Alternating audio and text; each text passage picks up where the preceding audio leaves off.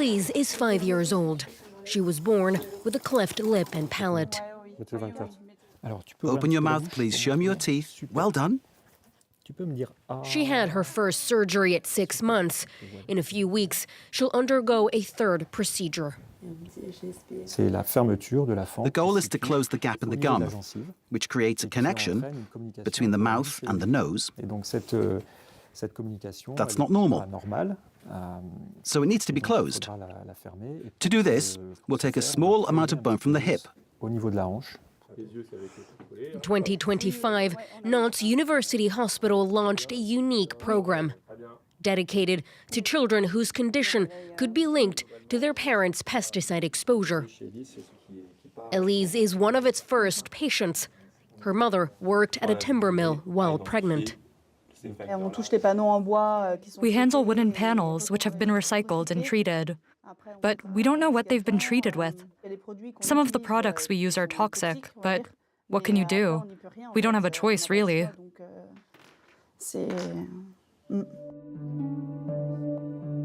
On the advice of doctors, the family is filing a formal request for compensation. In 2020, the French government created a special fund for victims of pesticides. Nantes is now the country's second hospital to assist patients who wish to apply. In my report, I do point out the fact that you were exposed to wood dust on a daily basis, and we know that wood can be treated with insecticides. I do believe that you meet the criteria. A panel of experts will review the case, submit its conclusions, and decide if the family is eligible for financial compensation. In addition to birth defects, the fund also covers cognitive disorders and various forms of cancer. Laure Marivin is the first victim to be recognized by the fund for the death of her daughter. I'm Emmy Marivin's mother. She died at the age of 11 as a result of pesticides sprayed on the flowers and plants I handled as part of my job. As a florist, she was never warned about the risks to her unborn child. Emmy was 4 when she was diagnosed with an aggressive form of leukemia. In its most recent report, France's Public Health Institute concludes that there is a strong link between a mother's exposure to pesticides during pregnancy and the risk of certain cancers.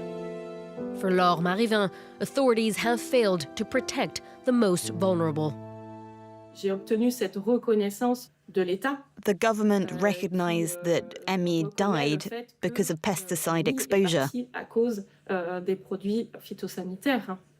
But they continue to give a free pass to all these products. They're the ones authorizing them on the market.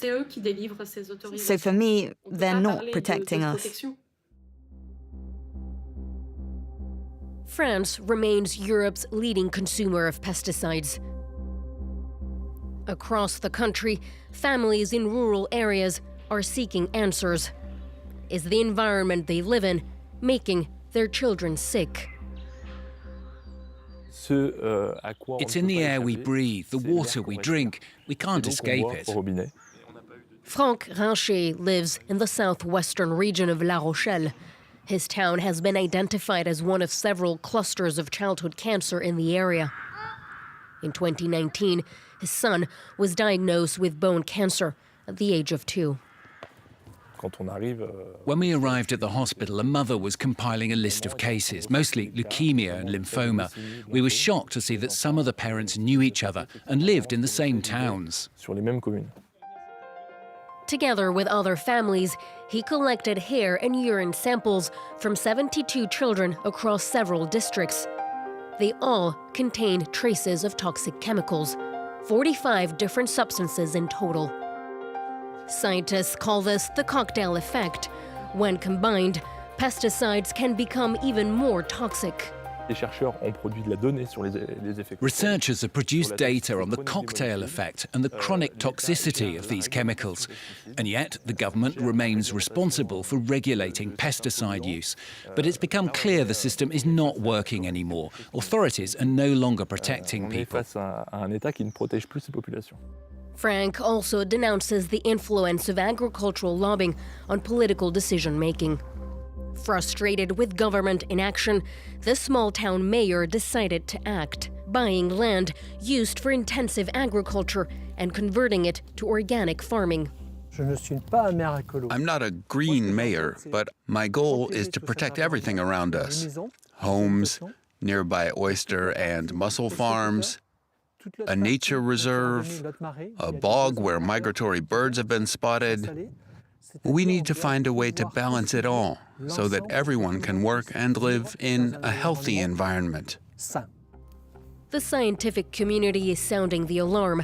Victims and citizens are seeking answers, but authorities continue to ignore the warnings. More children are born sick, with lives shattered before they've even begun.